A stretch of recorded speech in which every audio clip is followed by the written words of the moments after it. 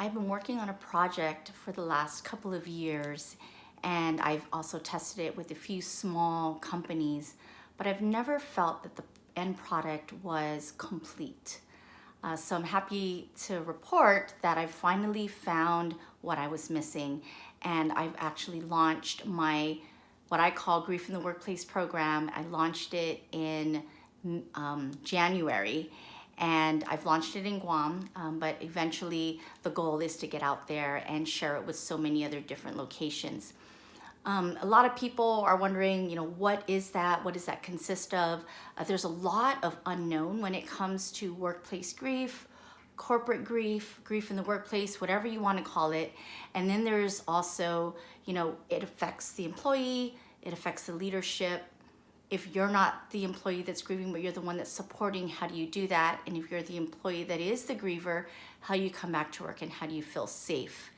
And most organizations out there don't have a plan. They don't have anything that's structured or that tells their employees that there is something out there that is supportive and is safe for them to come back to work. Most companies have what they call a bereavement leave policy, or different types of leave programs that their employees can avail of when they suffer a deep loss in their life. So my backstory is that I was in corporate HR for many years, and I lost my husband in 2015 when I was in that space.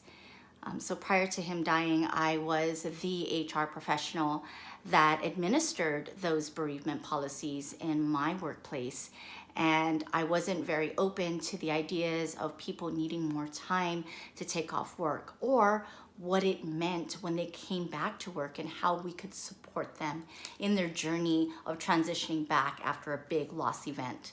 And I didn't realize how complicated, how confusing, and how scary that can be for a person until I experienced it myself.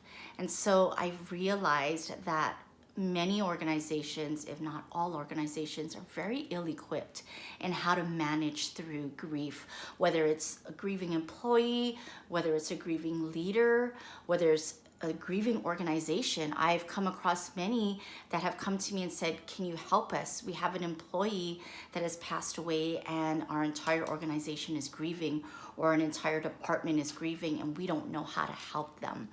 And so it isn't until you come across something that big, that impactful, that it makes you take a step back and look at, what am I missing? And so I'm really excited to be able to share my finished program with Guam especially, but to also share some tips with all of you right here online, because I think it's important before you even get to that place to understand how it's impactful. My last post I did on the hidden costs of grief, and I talked about when somebody isn't able to concentrate, right? The inability to concentrate. And there's so many other hidden costs of grief out there. And a lot of times we don't associate performance or productivity or dependability on grief. And a lot of times we just think that it's the employee that is not doing what they're supposed to do, or they're no longer serving their purpose in the company. Something happened along the way, and we never really dive deep enough or care enough or show the employee that we care enough to know what's really going on and why something changed in their life that caused them to lack productivity or to make mistakes, or even to have the motivation to come into work. So I just wanted to put that out there, let you guys know that I'm going to be sharing a ton of tips on how to support your employees as they transition back to work from a big loss event, because it doesn't have to be just death. There's so many other reasons why people will suffer losses in their life.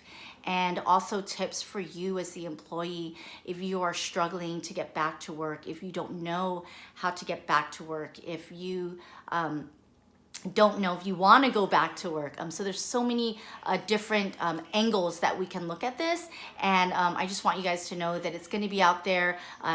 Just drop into my profile, take a look at it. I'm hoping to post at least once or twice a week to share some of these tips with you, and hopefully it'll help your organization to be so much more compassionate in your workplace.